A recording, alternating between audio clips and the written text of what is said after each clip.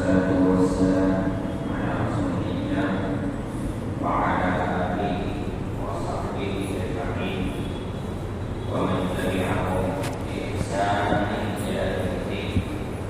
أشهد أن لا إله إلا الله وحده لا شريك له وأشهد أن محمدا عبده ورسوله. أما بعد، وقوله تعالى: يا عبادي الذين آمنوا إن أرضي واسعة فإياي فاعبدون. قال البغوي رحمه الله: سبب نزول هذه الآية في المسلمين الذين بمكة لم يهاجروا ناداهم الله باسم الإيمان. والدليل على الهجرة من السنة قوله صلى الله عليه وسلم: لا تنقطع الهجرة حتى تنقطع التوبة، ولا تنقطع التوبة حتى تطلع الشمس من مغربها. ہجرت سے متعلق ہم بات کر رہے ہیں اور گزشتہ درس میں بہت ہی تفصیلی گفتگو ہجرت سے متعلق آئی. یہاں شیخ الاسلام محمد بن عبد الوہاب رحمہ اللہ سورہ عنکبوت کی آیت نمبر 65 نقل کرتے ہیں. اللہ تعالیٰ نے فرمایا: یا عبادی الذین آمنوا، اے میرے مومن بندو، ان ارضی واسعۃ، میری زمین بہت پھیلی ہوئی ہے، بہت وسیع ہے. فإیایا فاعبدون، تو تم میری ہی عبادت کرو. یہ آیت کہتے ہیں نازل ہوئی ہے مکہ کے لوگوں کے بارے میں. مکہ میں بہت سارے لوگ اسلام قبول کیے، لیکن مکے سے ہجرت کر کے مدینہ نہیں آئے، مکے ہی میں رہ گئے. تب اللہ رب العالمین نے یہ آیت نازل کی اور کہا کہ میری زمین بہت وسیع ہے، مکے میں رہنا مشکل ہے، تو مکے سے ہجرت کرو اور جاؤ دوسری طرف. یہاں اللہ تعالیٰ نے انہیں کہا: یا عبادی الذین آمنوا، اے میرے مومن بندو. معلوم یہ ہوا کوئی انسان اسلام قبول کرنے کے بعد اگر کسی ایسے ملک میں ہے جہاں اسلام پر عمل کرنا اس کے لیے مشکل ہے، اس کے باوجود وہ ہجرت نہیں کرتا، تو وہ کافر نہیں ہوتا، مومن ہی رہتا ہے. اگر کوئی انسان ایمان لایا، مثال کے طور پر ہمارے یہاں بہت سارے لوگ اسلام قبول کرتے ہیں، بہت سارے لوگ کو پتہ چلتا ہے کہ مسلمان ہیں، لیکن اس کے ماں باپ کو نہیں پتا. وہ ماں باپ کے ساتھ گھر میں رہتا ہے اور ماں باپ کو بتاتا نہیں ہے مشکلات کے وجہ سے، خوف سے چھپ چھپا کر نماز پڑھا، چھپ چھپا کر کے روزے رکھتا، کسی کو معلوم نہیں ہے، روزہ رکھتا ہے، نماز پڑھتا ہے. تو ایسی صورت میں وہ آدمی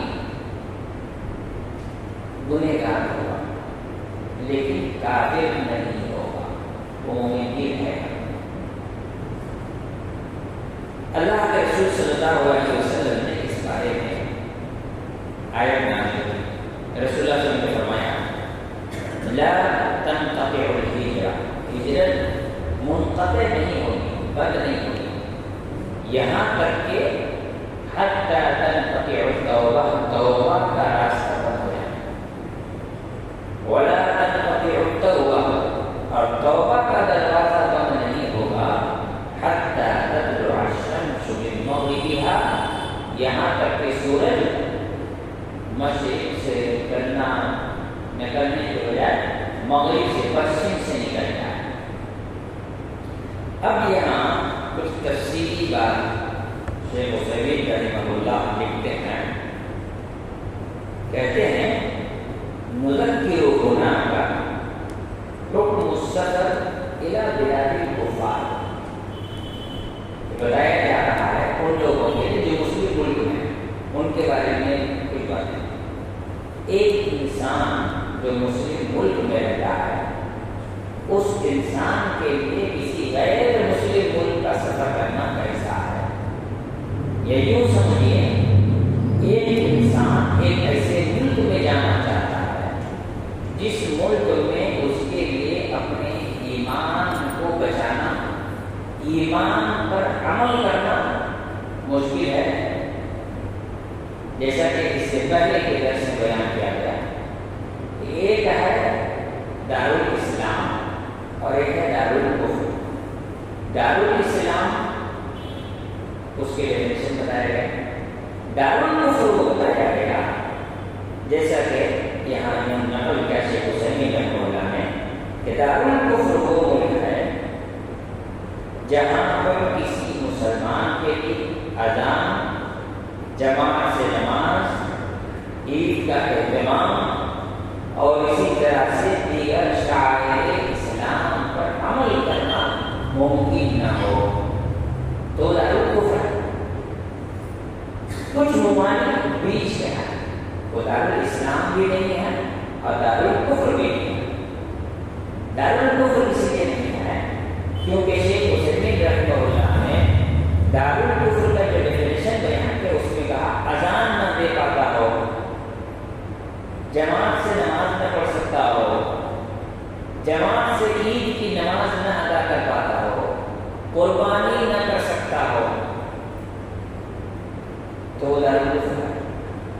اب ہم لوگ ہندوستان کی بات کریں، دارالاسلام تو ہے نہیں، لیکن یہاں قربانی بھی ہے، عید کا اہتمام بھی ہے، جماعت سے نمازیں بھی ہیں، میدان میں پڑھتے ہیں نماز، حج کے لیے یہاں سے لوگ جاتے بھی ہیں، حج کرنے بھی جاتے ہیں اور باقاعدہ حکومت اس میں کوآپریٹ بھی کرتی ہے، پیسہ لیتی ہے لیکن کوآپریٹ بھی کرتی ہے۔ تو ایسی صورت میں یہ دارالاسلام بھی نہیں ہے اور دارالحرب بھی نہیں ہے، یہ ایک ایسا ملک ہے جو بیچ میں بیٹھا ہوا ہے۔ تو وہ ملک جہاں پر انسان عبادت کر سکتا ہو، دین کی تبلیغ کر سکتا ہو، دین کے بارے میں دنیا کو بتا سکتا ہو، دین پر عمل کر سکتا ہو، اس ملک سے ہجرت کرنے کی ضرورت نہیں ہے، واجب نہیں ہے۔ اس ملک سے ہجرت کرنا واجب نہیں ہے۔ اب آدمی کسی جانا چاہتا ہے تو چلے جائیں گے، لیکن واجب نہیں ہے۔ وہاں سے ہجرت نہ کرنے پر انسان گنہگار نہیں ہے۔ اب یہاں بتا رہے ہیں کہ ایک ایسا ملک جو دارالکفر ہے جہاں پر اذان، نماز، حج، قربانی یہ ساری چیزیں بند کر دی گئی، ان چیزوں پر عمل کرنے کی انسان کے لیے گنجائش نہیں ہے، تو ان ملکوں کا سفر کرنا کیسا ہے؟ کہتے ہیں فَنَقُولُ السَّفَرُ إِلَى بِلَادِ الْكُفَّارِ لَا يَجُوزُ إِلَّا بِثَلَاثَةِ شُرُوطٍ۔ دارالکفر کے جانب سفر کرنا جائز نہیں ہے مگر 3 شرطوں کے ساتھ، 3 شرطوں کے ساتھ۔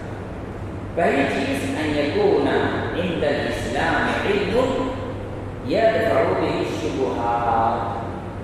پہلی چیز انسان کے پاس اسلام کا وہ بنیادی علم ہو کہ اگر اس کے سامنے کوئی شبہ کی چیز آئے تو اس کو روک سکتا ہو۔ مثال کے طور پر آپ کسی ایسی جگہ گئے جہاں کافروں کی بھیڑ ہے، مجمع، اب آپ وہاں چلے جائیں تو کوئی آپ کے سامنے آ جائے اور آ کر اسلام کے بارے میں غلط باتیں کو بیان کرنے لگے، اسلام میں یہ خرابی ہے، اسلام میں یہ خرابی، اسلام میں یہ خرابی ہے۔ آپ کے پاس وہ بنیادی علم ہونا چاہیے کہ آپ اس علم کی بنیاد پر سامنے والے کو جواب دے سکیں، یا کم سے کم اتنا ہو کہ آپ خود اس کے پروپیگنڈا سے متاثر نہ ہوں۔ اتنا علم ہونا چاہیے۔ میں اس چیز کو اس انداز سے بھی بیان کرتا ہوں، میں خصوصیت کے ساتھ اس بات کو میں بڑا اس معاملے میں سختی سے ہمیشہ بات کرتا ہوں۔ اپنے بچوں کو کرسچن مشنریز میں تعلیم دینے سے متعلق میں بڑی سختی سے گفتگو کرتا ہوں ہمیشہ، آج نہیں کرتا۔ جو لوگ اپنے بچوں کو کرسچنوں کو پڑھاتے ہیں، اسکولوں میں پڑھاتے ہیں، میں کالج کا مخالف نہیں ہوں، میں اسکول کا مخالف ہوں۔ کیوں؟ وہ چیز میں آپ کو سمجھا رہا ہوں۔ کالج میں جاتے جاتے بچے کے پاس بہت ساری جانکاریاں اور بہت زیادہ انسان کے پاس عقل و سمجھ آ جاتی ہے، لیکن جب اسکول میں ہوتا ہے تو اس کا دماغ بالکل بلینک ہوتا ہے۔ اب بالکل واضح وائٹ پیپر کے ساتھ ہوتا ہے، اس میں جو غلطی ڈالی جا سکتی ہے وہ ڈالی جاتی ہے اور لوگ اس سے متاثر بھی ہوتے ہیں۔ آج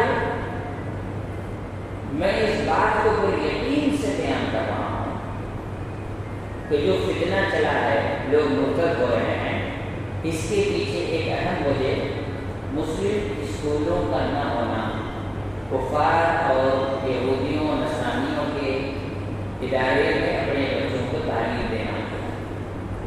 کوئی گھرانہ ایسا ہے جہاں پر دین ہو، دین کی باتیں ہوتی ہو، جہاں بچوں کو بچپن سے ماں باپ کو دین کی تعلیم دیتے ہوں، تو اللہ کا شکر ہے وہ گھر بچ جاتے ہیں۔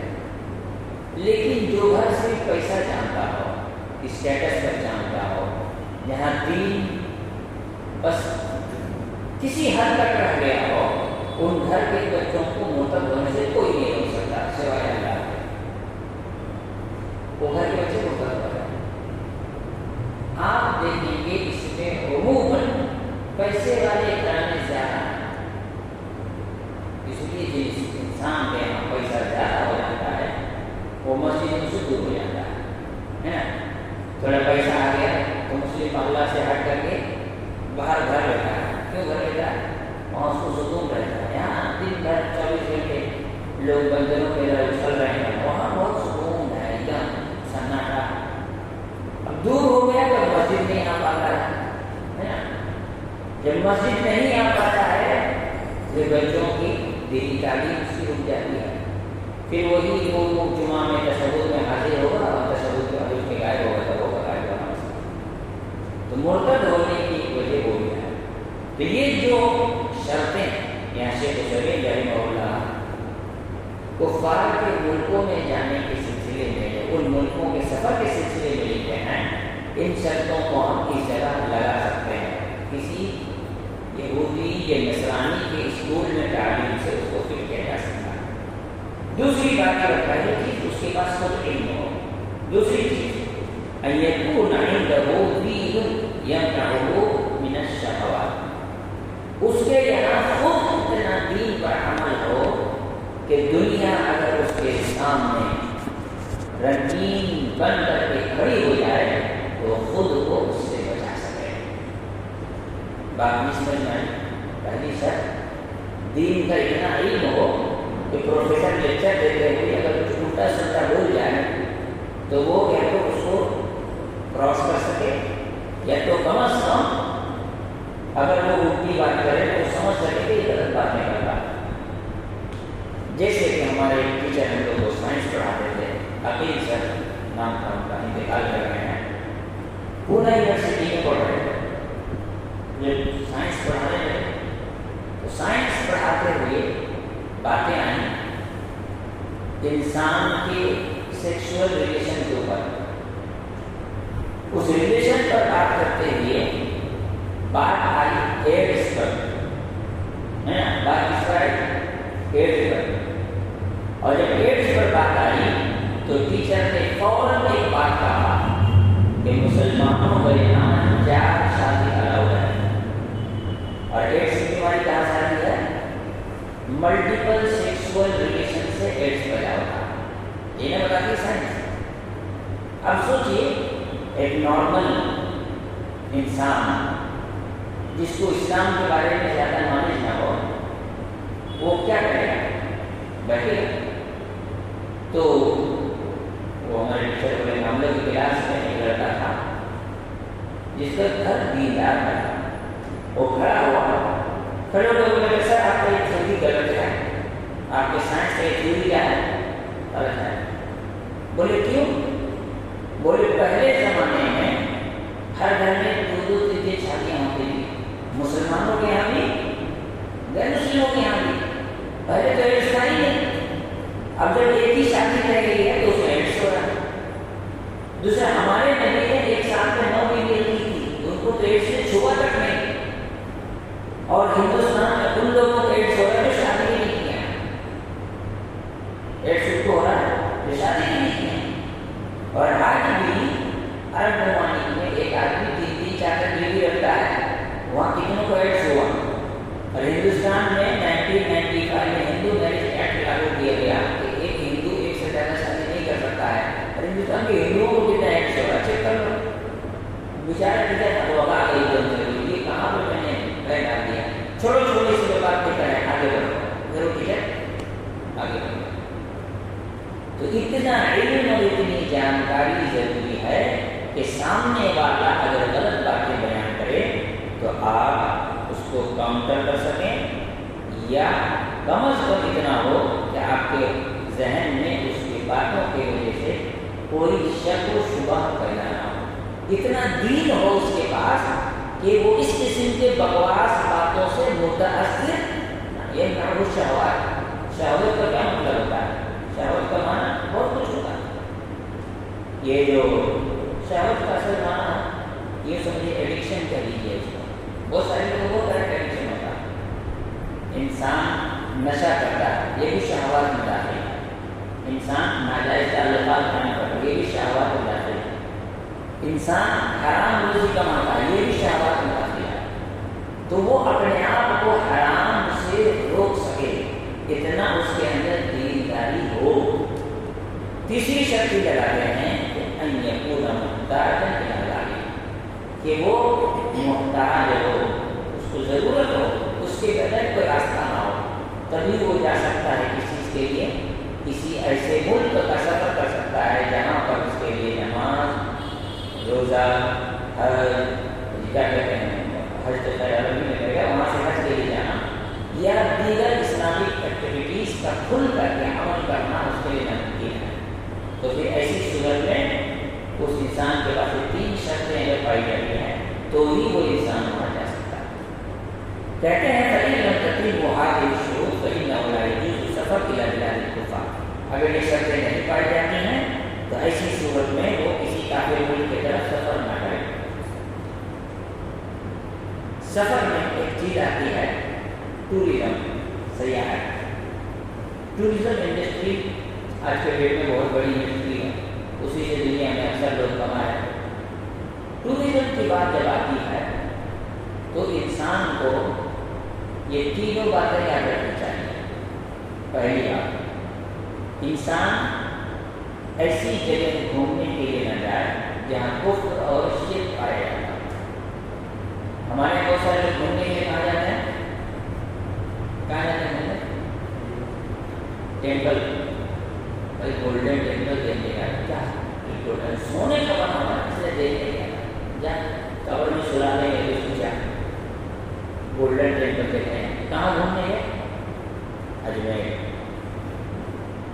کہاں نہیں، بس وہ دیکھ رہا تھا کہ حاجی علی کے پاس سمندر میں پانی کیسے کرتا ہے۔ ایک لڑکا گھومنے گیا، کہاں گیا؟ ابھی ممبئی میں ہوں، حاجی علی گیا تھا رات کو، نالائق نہیں، حاجی علی کس لیے گیا؟ نہیں میں اندر نہیں گیا، میں باہر ہی تھا۔ میں نے سنا ہے، میں نے بھی سنا ہے، میں نے اب تک دیکھا نہیں ہے، میں نے سنا ہے کہ وہاں کچھ پانی وانی کا رہتا ہے کہ پانی اتنا اوپر آتا ہے اتنا نیچا، بس میں وہی دیکھنے گیا۔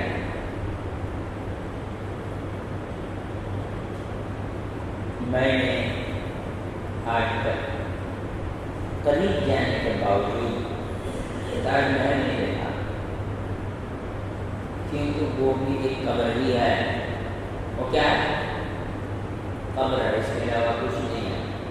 کیا رکھا ہے اس قبر میں؟ میں نے بہت قریب جا کر کے واپس آ جائے، الگ چیز ہے۔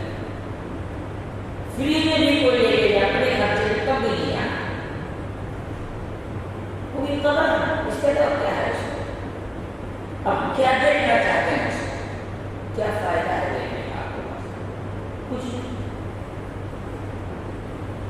تو پہلی چیز، آدمی اگر کہیں گھومنے جا رہا ہو تو ایسی جگہ ہرگز نہ جائے جہاں شرک اور کفر ہو رہا ہو اور وہ اس کو دیکھا ہو۔ دیکھیے جہاں شرک ہے کفر ہے، آپ روکیے، ہم نہیں روک سکتے ہیں تو ہم مت جائیں۔ آدمی کوئی آدمی اگر مندر جاتا ہے، چرچ جاتا ہے دعوت و تبلیغ کے لیے، وہاں لوگوں کو پکڑ کے اسلام کی دعوت دینے جاتا ہے تو مجاہد ہے، اسے جانا چاہیے۔ لیکن کوئی سیر و تفریح کے لیے ایسی جگہ نہیں جانا۔ ایک مسلمان کہتا ہے، مسلمان پتہ نہیں، وہ گیا تھا گولڈن ٹیمپل میں، کیوں گیا بھائی؟ میرے دوست کے ساتھ چلا گیا۔ دوست کے ساتھ مارا کیوں؟ میں نہیں جاؤں، اس کو برا لگے گا نا۔ میں جب اجمیر گیا تھا وہ بھی میرے ساتھ تھا، چور بس رہے بھائی، تو اجمیر اس کو لے کے گیا، وہ اس کو گولڈن ٹیمپل لے گیا، دونوں ٹھیک کیا گئے، کوئی غلط جگہ نہیں گیا، جاؤ دونوں ایک ہی جیسے ہوتے۔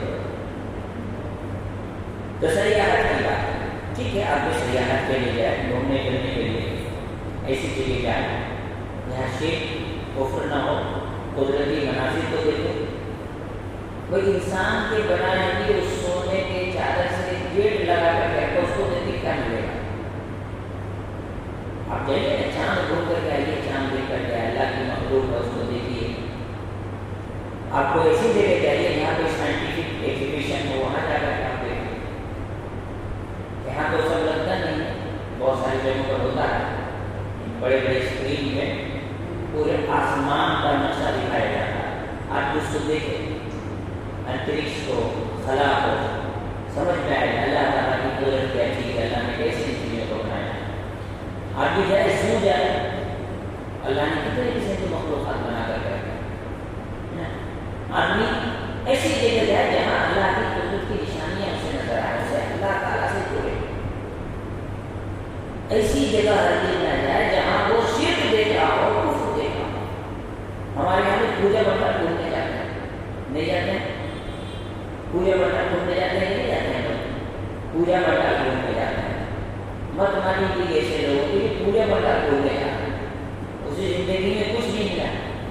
یہ وہی لوگ ہیں جو شبے بنا کر کے قبرستان گھومنے جاتے ہیں۔ پوجا منڈپ، قبرستان، اس سیر و تفریح کی جگہ، گھومنے پھرنے کی جگہ۔ ایک قبرستان جاؤ، تمہیں موت یاد آنا چاہیے، ڈرنا چاہیے۔ قبرستان تم گھومنے جا رہے ہو، لائٹ لگا کر سیر و تفریح کے لیے، پکنک کے لیے جا رہے ہو قبرستان، یہ کوئی بات نہیں۔ تو سیاحت کی بات آئی ہے اس کے بعد یہاں بہت ہی اہم ترین بات کا ذکر کر رہے ہیں شیخ حسین رحمہ اللہ۔ فَالْإِقَامَةُ فِي بِلَادِ الْكُفْرِ لَا بُدَّ فِيهَا مِنْ شَرْطَيْنِ أَسَاسِيَيْنِ۔ کسی کفر کے ملک میں، دارالکفر میں اگر آدمی رہتا ہے تو اس کے لیے شرط ہے۔ پہلی شرط امن المقیم علی دینہ، جو آدمی کسی کافر ملک میں رہ رہا ہے تو پہلی شرط یہ ہے کہ وہ دین میں امن محسوس کرتا ہو، بحیث یکون عنده من العلم والایمان، اس اعتبار سے اس کے پاس علم ہو، اس کے پاس ایمان ہو، وقوت العزیمہ، اس کے پاس ایمان اتنا مضبوط ہو، ما یقتضیہ علی الثبات علی دینہ، جو اس کو اس کے دین پر مضبوطی سے قائم رکھے، والحذر من الانحراف والزیغ، کافروں کے حرکتوں کو دیکھ کر کے وہ ان کے راستے پر نہ چلے بلکہ اپنے دین پر قائم رہنے کی طاقت رکھتا ہو، وَأَن يَكُونَ مُثْمِرًا لِلْعَدَاوَةِ الْكَافِرِينَ وَبُغْضًا مُبْتَدِعًا عَنْ مَوَالَاتِهِمْ وَمُحَبَّتِهِمْ، اور وہ دل میں اس بات کو اچھی طرح بیٹھا دے کہ کافر سے، مشرک سے دلی محبت، موالات اور کسی کافر کے سامنے وہ ایمانی ہمدردی کی کسی مسلمان کے لیے ہوتا ہے، وہ گہری محبت اپنے دل میں نہ رکھتا ہو۔ یہ وہ کو الولاء والبراء کہتے ہیں، جس پر ابھی ہمارا کنٹینیو درس شروع ہوا ہے بالی گنج میں ہر جمعہ کو اشارہ۔ اگر مسلمان کسی کافر ملک میں رہتا ہے تو اس کافر کو کھانا کھلا سکتا ہے، پانی پلا سکتا ہے، اس کی ضرورت آنے پر اس کے گھر کا کام بھی کر کے دے سکتا ہے، ہاں، لیکن اس کافر سے کوئی بھی دلی محبت جو ایک مومن کے لیے ہونی چاہیے وہ نہیں ہونی چاہیے۔ دوسری بات، کسی کافر سے مومن کے مقابلے میں زیادہ محبت بھی نہیں ہونی چاہیے۔ تیسری بات، کسی بھی کافر کو وہ کوئی ایسی بات یا کوئی ایسی ذمہ داری نہ دے جس کا اسلام سے تعلق ہو۔ ہمارے یہاں بہت سارے لوگ کیا کرتے ہیں، اپنے مسلم دوست اسکول میں پڑھتے ہیں، بہت سارے مسلم دوست ہیں، بہت سارے غیر مسلم دوست ہیں، ان غیر مسلم دوستوں سے اتنی قربت ہو جاتی ہے اسٹیٹس کے چکر میں کہ بہت سارے مسلمان غریب بچوں کی وہ تحقیق کرتے ہیں۔ کتنے سارے آپ کو ہائی لیول کے لوگ، خاندان اور قبیلے کے برادری کے لوگ لے کے ہائی اسٹیٹس والے لوگ، ان کے ساتھ آپ کو غیر مسلم دوست ملیں گے، ان کے ساتھ گھوم رہے ہیں، باتیں کر رہے ہیں، ہوٹل میں کھانا کھانے جا رہے ہیں، لیکن وہی آدمی کسی مسلمان بچے سے جو محلہ کا ہے، غریب ہے، بیچارے کا کپڑا برانڈیڈ نہیں ہے، اونچی کوالٹی نہیں، اس کے ساتھ اونچے کا بیٹھے گا نہیں، اس سے دور رہے گا، گندا ہے۔ میں نے یہ چیز محسوس کی، کتنے سارے لوگ اپنے ٹھیک ہے عادت ہے لوگوں کی فوٹو وغیرہ کھینچنا، اسٹیٹس میں ڈالنا، ٹھیک ہے مسلم دوست میں لگا دیے، الگ چیز ہے۔ کتنے لوگوں کو میں نے غیر مسلم دوستوں کے ساتھ سیلفی کھینچ کے فیس بک میں اس میں ڈالتے ہیں۔ یہ کسی کافر سے اس طرح کی محبت اتنی قربت ہو جائے، اس کا آپ کے گھر آنا جانا شروع ہو جائے، اتنی محبت ہو جائے کہ آپ اس کو کسی مسلمان کے مقابلے میں زیادہ اہمیت دینے لگ جائیں۔ آپ کسی مسلمان غریب اس کے ساتھ اٹھنا بیٹھنا کم پسند کرتے ہو، لیکن پیسہ والا ہے تو اس کے ساتھ اٹھنا بیٹھنا گھومنا پھرنا ہوٹلوں میں کھانے جانا پکنک میں جانا پسند کرتے ہو، تو یہ غلام ہے۔ اور اگر آپ کے اندر یہ کمزوری پائی جاتی ہے کہ آپ کو غیر مسلم ملک میں رہنے کا اجازت نہیں، اس کے بعد یہاں بیان کیا جا رہا ہے، قرآن کیا ہے، کیوں ایسا ہے، اس کو یہاں لکھتے ہیں، کیونکہ کسی سے انسان کی قربت اس کی خرابیوں کو نظر انداز کرنے پر اٹھاتی ہے۔ مثال کے طور پر آپ کسی سے بڑی اچھی دوستی رکھتے ہیں تو اس کی بہت ساری خرابی ایسی ہوگی جس کو آپ نظر انداز کریں گے، اگنور کر دیں گے۔ اس سے نتیجہ یہ ہوگا ایک دن آپ کفر سے نفرت کرنا بھول جائیں گے، اس کو اگنور کر کے آگے بڑھ جائیں گے، اور کفر اور شرک اگنور کرنے والی نہیں، روکے جانے والی چیز ہے، یہ اسلام میں جائز نہیں ہے۔ آج انہیں گھروں کے لوگ مرتد ہوئے جن لوگوں نے کفر سے نفرت کرنا نہیں سیکھا، شرک سے نفرت کرنا نہیں سیکھا، اگنور کرنا سیکھا، ہٹاؤ بس ہٹاؤ کر کے آگے نکل گئے، نتیجہ یہی نکلا۔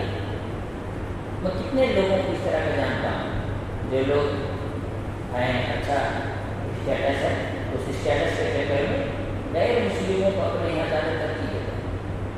میں ایک آدمی کے یہاں گیا تھا، اس کو آفس میں ملنے کے لیے، بہت پیسہ والا آدمی، میں نے کہا کہ بھائی تم اتنے پیسے والے ہو، تمہارا اتنا بڑا بزنس ہے، مسلمانوں کو نوکری دو اپنے یہاں، سب ہر کیا ہو گئے مسلموں کو، سب غیر مسلم بھرے ہیں تمہارے ہاسپٹل میں، تمہارے آفسوں میں۔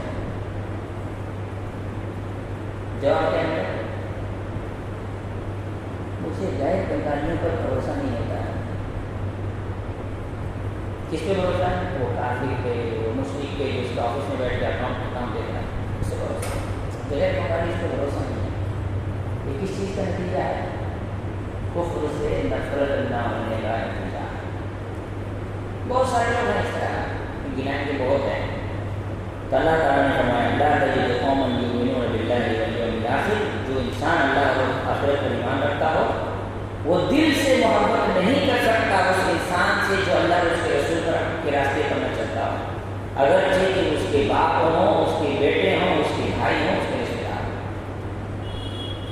اور ایک حدیث انما احب قوما فهو منهم وان المرء مع من احب، جو جس قوم سے محبت کرتا ہے وہ اسی میں سے ہوتا ہے، جو جس سے محبت کرتا ہے قیامت کے دن اسی کے ساتھ اٹھایا جائے. ہمارے یہاں بہت سارے لوگ ہیں خود کو حدیث کہتے ہیں، کہ بولتے ہیں اہل حدیث تو ہوں میں، اہل حدیث تو ایسا نہیں ہوتا، تبلیغی جماعت والے بڑے اچھے ہیں، تو اسی کے ساتھ اٹھنا پڑنا مت اٹھنا ہے حدیث کے ساتھ، اٹھو تبلیغی جماعت کے ساتھ، پھر پکڑا جائے گا جہاں میں وہ پھنسے گا تو یہ پھنستے ہیں.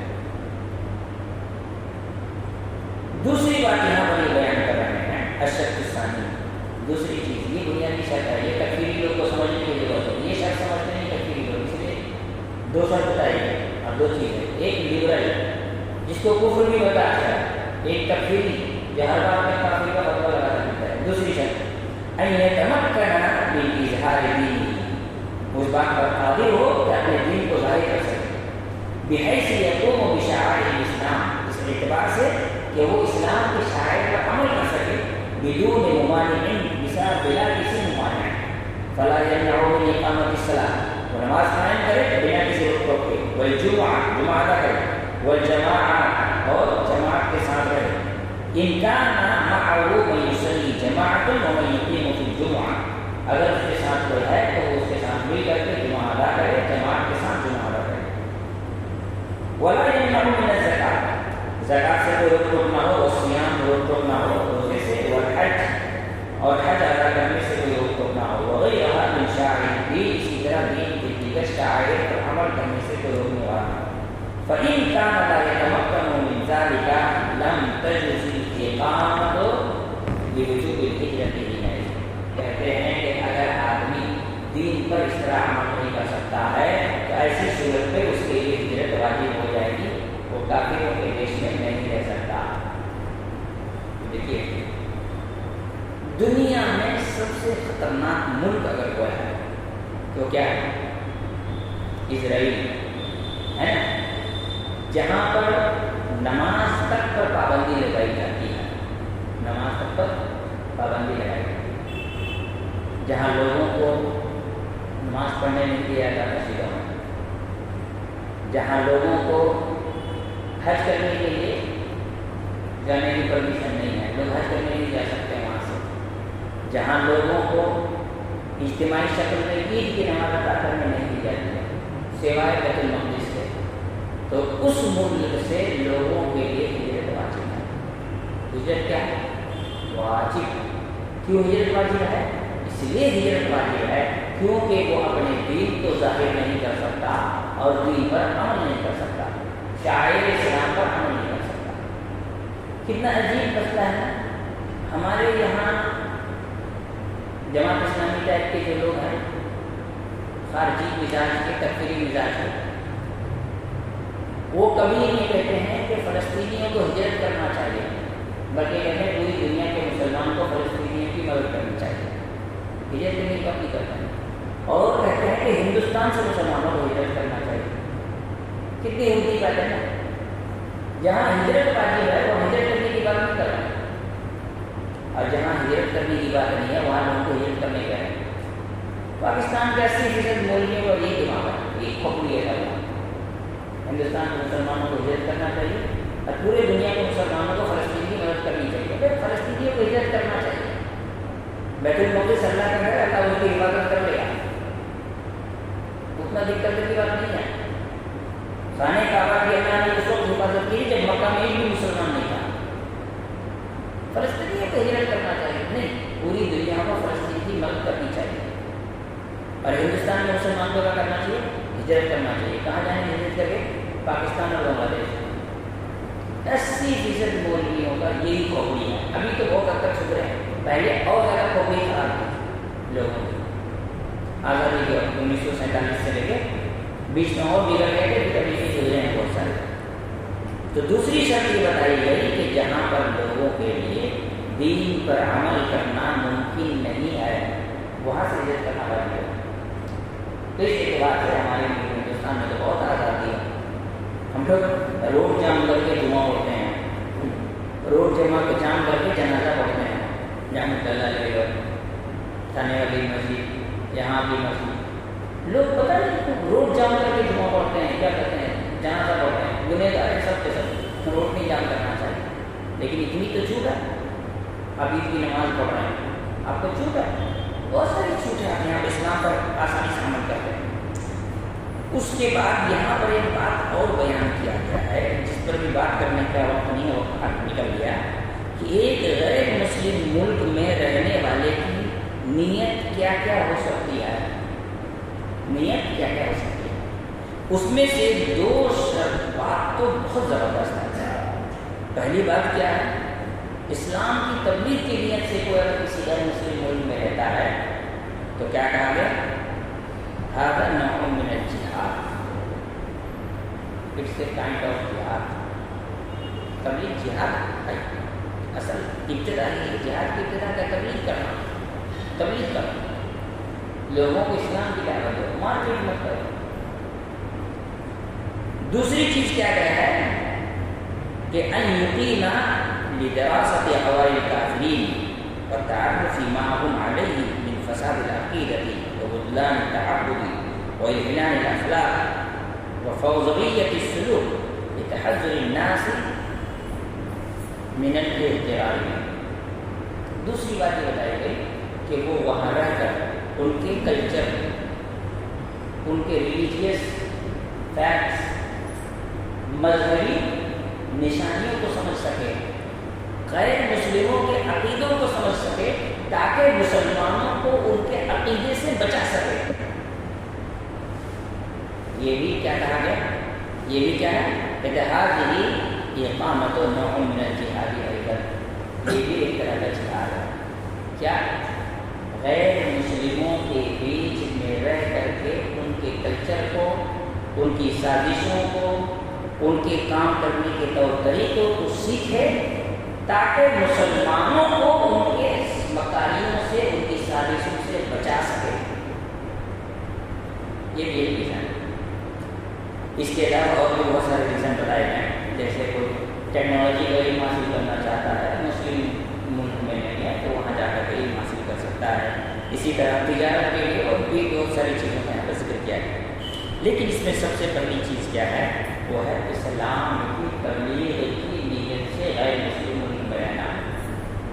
ایک آدمی ہم سے اسی کلکتے میں ملا، ابھی ہے ہی نہیں کلکتہ، کام کرنے گیا ہے، کام کی نیت سے گیا ہے، ملا ہے۔ اس نے جب بات کی ہجرت پر، میں نے کہا کہ سب سے پہلے یہ بتاؤ کہ ہندوستان کے اس 25 کروڑ مسلمان کو ہجرت کر کے کہاں جانا چاہیے؟ سمندر میں کود جائیں گا؟ اگر چلے جائیں گے تو ہندوستان میں جو دعوت و تبلیغ کا کام ہو رہا ہے یہ کون کرے گا؟ فرشتے آ کے کریں گے؟ جبرائیل علیہ السلام آئیں گے؟ کون کرے گا؟ تو غیر مسلموں سے تعلقات دعوت کے نظریے سے ہو، دعوت کے نظریے سے نہیں۔ پہلی بات، غیر مسلموں سے ہمارا تعامل کیسا ہو؟ میں نے اس سے پہلے ایک مثال دی تھی، ٹرین میں آپ کے بازو میں بیٹھے ہوئے ایک انسان کی طرح، اب ٹرین میں بیٹھے بازو میں ایک آدمی ہے، بیچارے کا سامان اگر کوئی چوری کر رہا ہو تو آپ چور کو پکڑ میرے بھائی کے میرے ساتھ میں بیٹھا، اس کا سامان کہاں لے کے جائے گا؟ رکھو، چھوڑو۔ وہ اس کے سیٹ پہ بیٹھا ہے، بولیں گے آدمی ہمیں باتھ روم گیا بھی آ رہا ہے نا، وہ بیٹھا ہوا ہے، آپ کھانا نکالیں، اس کو بھوک لگی، اپنا کھانا بھی کھلا سکتے ہیں، حال چال بھی پوچھ سکتے ہیں، لیکن آپ اس کو اپنے گھر کی بات بتائیں گے کہ میرے بھائی سے جھگڑا ہو گیا ہے، میری بیوی سے لڑائی ہو گئی ہے، میرے ابا سے جھگڑا ہو گیا، نہیں بتائیں گے۔ اس سے آپ ایک رشتہ تو ہوگا، لیکن ایک لمٹ میں، ایک ڈسٹینس مینٹین کر کے رکھیں، چاہے وہ کوئی بھی آدمی ہو، مسلمان بھی ہو تو بھی آپ اس کو گھر کی بات نہیں بتائیں گے۔ ویسے ہی آپ اگر کسی ایسی جگہ رہتے ہیں جہاں آپ کے اڑوس پڑوس میں غیر مسلم ہیں، جن کے ساتھ اٹھنا بیٹھنا چلنا پھرنا ہے، تو آپ اس کے ساتھ تعلقات تو رکھیں گے، لیکن ڈسٹینس ضرور مینٹین کریں گے۔ اس کے ساتھ آپ اتنا گھل مل نہیں جائیں گے جتنا کسی مسلمان کے ساتھ ان کو اپنے گھر کے حالات، ان کو مسلمانوں کے تنظیموں کے حالات، مسلمانوں کے مساجد کے اندر ہونے والی باتیں، ساری باتیں تو نہیں بیان کریں گے لے جا کر کیا ایسا ہو گیا، مولوی صاحب نے تقریب میں 4 مرتبہ جہاد کا استعمال کیا ہے نا، تو وہ جائیں گے پولیس کو بتائیں گے. ہمارے بہت سارے مسلمان بیوقوف ہوتے ہیں جو اس میں کچھ بھی پکڑتے تھے، کچھ بھی بول دیتے ہیں. نتیجہ کیا کرتا ہے کہ جو چیز خاموشی سے ہونا چاہیے وہ نہیں ہو پاتا. بھائی چھوٹی بات تو بہت لمبی ہوگی، چھوٹی بات بتا رہا ہوں کہ ایک علاقے میں الیکشن ہو رہا تھا. مسلمانوں کی آبادی وہاں غیر مسلموں سے زیادہ ہے. مسلمانوں کی آبادی وہاں غیر مسلموں سے زیادہ ہے. تو مسلم کینڈیڈیٹ نے کیا کیا، سب مسلمان تنظیموں سے ملاقات کی، بات کی کہ جب یہاں مسلمان کی آبادی زیادہ ہے، مسلم کینڈیڈیٹ کو جیتنا چاہیے. تو سب مسلم تنظیموں نے میٹنگ کی، بات کی، اور یہ فائنل ہوا کہ ووٹ کس کو دینا ہے. اب یہ جو تنظیم آپس میں میٹنگ کو بات کی ہے اور میٹنگ سے بات کر کے باہر چائے کی دکان میں سب برابر کے سب لوگ پہنچ گئے. غیر مسلموں کو پتہ چل گیا تو انہوں نے وہاں پیسے کھلا کر کے 8 نردلیہ مسلمانوں کو کھڑا کر دیا. BJP کا MP ہے وہاں، ہمارے کانسٹیٹوئنسی ہو، کہیں اور کی بات نہیں کر رہا ہوں. تو یہ کیا ہوا، مسلمانوں کی بہت سی باتیں راز کی ہوتی ہیں، جو آپس کا ہوتا ہے اسے آپس میں رکھنا چاہیے، باہر نہیں پھیلانا چاہیے. ہمارے یہاں لوگ مسلمانوں کی باتیں کہاں ہوگی، ہم لوگوں نے کہا یہ قوم سڑک چھاپ ہو گئی ہے، سڑکوں میں بچپن سے جیتی ہے، سڑکوں پہ بڑھ جاتی ہے، زندگی کے سڑکوں پہ گزر جاتی ہے. ہائی لیول کی باتیں کہاں کرنے کھڑی ہو گئی ہے، چاٹ کی دکان میں، پھچکا کی دکان میں، چاؤمین کی دکان میں بات کریں گے، جو دوسرے سے مسئلے ہے نا. نتیجہ کیا ہوگا، آپ کی ساری باتیں کہیں نہ کہیں سے انٹیلیجنس والے کھڑے پہنچا دیتے جیسے یہی ہوتا ہے. تو مسلمانوں کو ہر بات ہر جگہ بولنے کی عادت سے پرہیز کرنا چاہیے. اللہ تعالیٰ